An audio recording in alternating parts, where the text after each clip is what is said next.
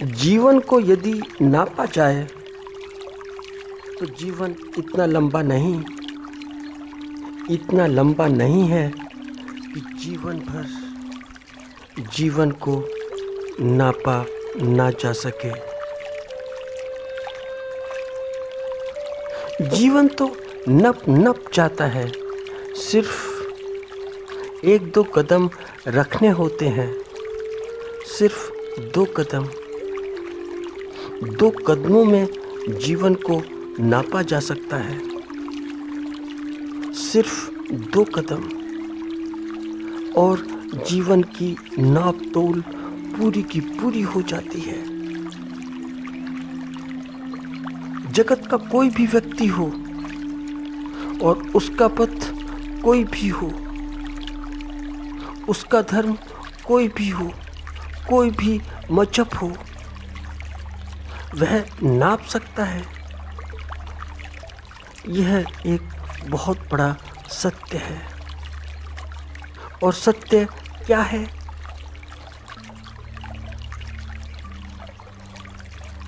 और सत्य बाहर कैसे आता है? सत्य बाहर ऐसे आता है, सत्य अभिव्यक्त होता है 2 कदम चलने के बाद, 2 कदम से पहले नहीं, 2 कदम चलने से पहले नहीं। बात चलने की है कि चलो, चलने की बात है, चाल दिखाने की बात नहीं कि चाल दिखाओ। हम तो जैसा कि हमें देखो, हम तो चाल दिखाते हैं, मगर हम बिल्कुल नहीं चलते।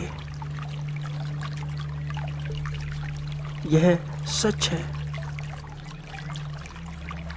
चाल का अर्थ है कि दिखाना है।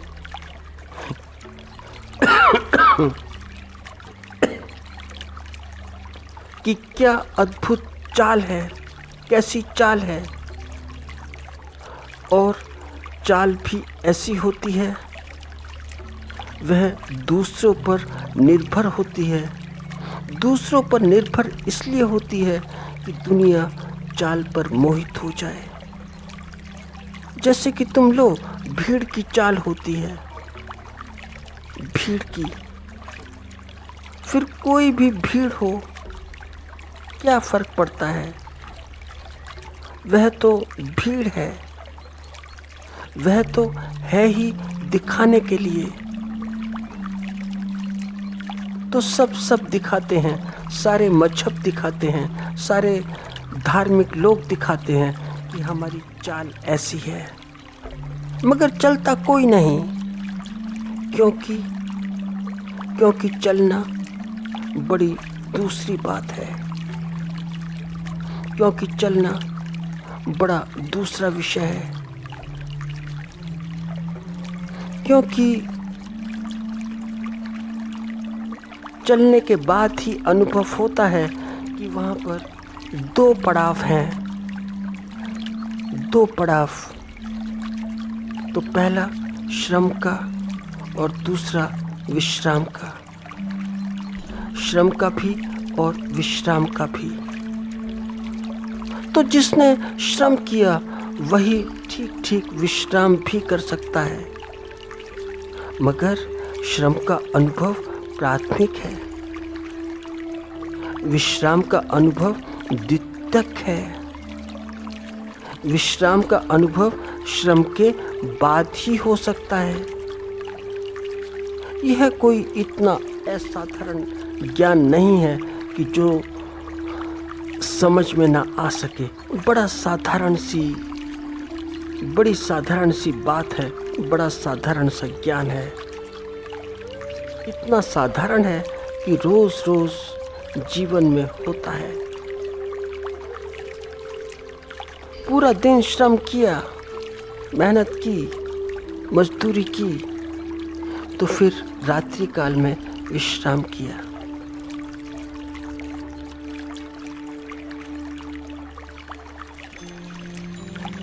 ठीक ऐसा ही होता है, ठीक वैसा ही होता है कि जैसा जीवन के बहिर्जगत में होता है, और जैसा ठीक ठीक बहिर्जगत में होता है वैसा ही ठीक ठीक अंतर जगत में भी होता है। और अंतर जगत में क्या होता है? अंतर जगत में यह होता है, यह पहली बात है, प्राथमिक बात है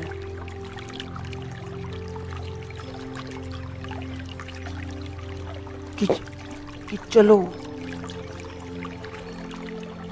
अकेले चलो, अपने साथ चलो, अपने संकल्प के साथ चलो। जो संकल्प लिया है, जैसा भी लिया है, उसके साथ चलो।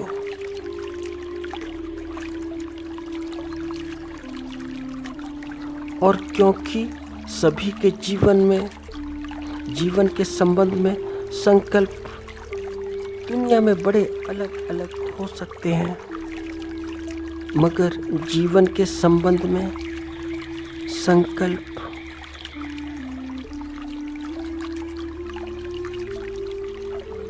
कि चलते हैं वैसा ही चलते हैं, वैसा ही चलें कि जैसा सुना था, वैसा ही चलते हैं कि जैसा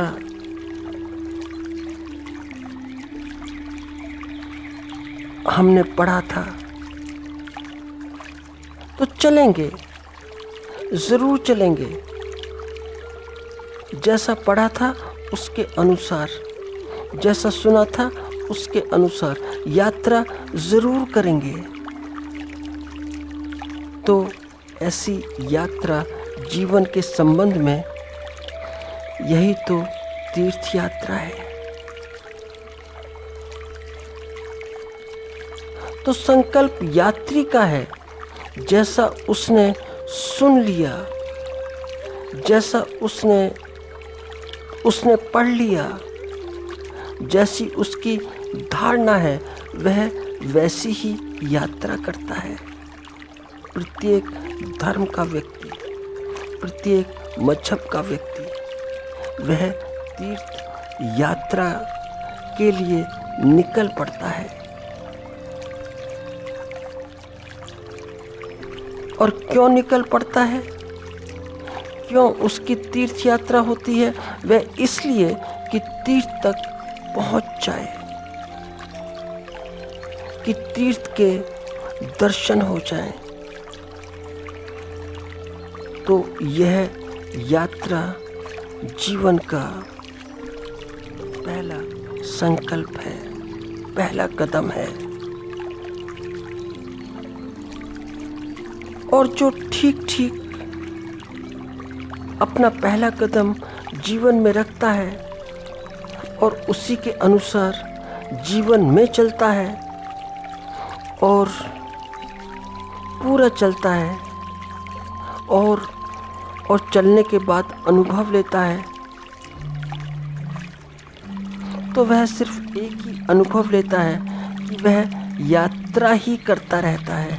यात्रा, उससे सिर्फ यात्रा का ही अनुभव होता है।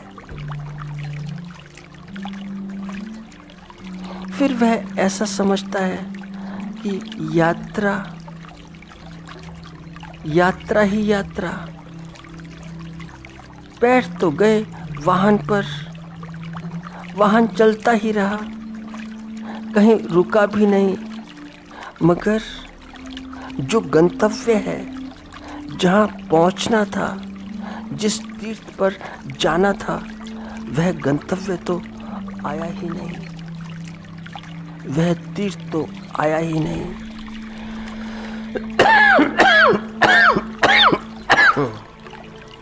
उस तीर्थ का तो कुछ अता पता ही नहीं, मगर बस इतनी सी बात है कि लोग बाग देख लेते हैं कि यह तीर्थ यात्री है, वाहन पर जाता है, इसकी यात्रा है। और जिसकी यात्रा है वह बड़ा महत्वपूर्ण है। वह महत्वपूर्ण नहीं कि यात्री तीर्थ पर पहुंच गया हो मगर मार्ग बड़ा बड़ा महत्वपूर्ण है। तो जहाँ से भी निकल पड़ो, जहाँ से भी गुजरो, सभी देख लेते हैं कि यह तीर्थ यात्री है। बड़े बड़े बहुत मान सम्मान देते हैं, मगर जो ठीक तीर्थ यात्री है वह बड़ा दुखी है, बड़ा परेशान, बड़ा हताश। और वह क्यों? वह इसलिए कि तीर्थ कब आएगा, तीर्थ अभी कितनी दूर और है। तो दूसरी नाप है जो जीवन को नापती है, वह है समर्पण। वह यात्रा के बाद ही अभिव्यक्त होती है। जब यात्राओं से यात्री हार थक जाता है और तीर्थ नहीं आता,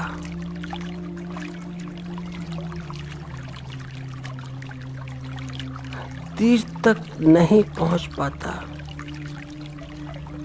तो तभी होता है समर्पण। क्योंकि समर्पण बड़ी असाधारण घटना है और यह घटना संकल्प के बाद ही घटित होती है। यह कोई नैतिक घटना नहीं है, यह कोई सामाजिक भी नहीं है कि तुम हाथ जोड़ लिए किसी के सामने या किसी के पैर छू लिए तो बात हो गई। नहीं, ऐसा कुछ भी नहीं। यह बड़ी अद्भुत घटना है। यह ऐसी घटना है कि पूर्ण संकल्प के बाद भी ऐसा कभी कभी होता है कि समझ में नहीं आ पाती। क्यों नहीं आ पाती? बात को थोड़ा समझते हैं। ऐसा हुआ कि नरेंद्र जीवन में, युवा काल में, युवावस्था में ही बहुत चले। स्वामी विवेकानंद, उनका बचपन का नाम नरेंद्र था। बड़े चले, इतना चले, इतने संकल्प से भरे हुए थे कि व्रत भी वहाँ तक ना पहुँच पाए। तो बैठे हुए थे भगवान रामकृष्ण के पास में। उनके साथ और भी बड़े बड़े उनके शिष्य थे। तो भगवान कुछ शिष्यों को समझाते थे और जो समझाते थे वह पता नहीं उनकी समझ में आता था या नहीं आता था, मगर समझाना उनका काम था। तो वे अपना काम करते थे।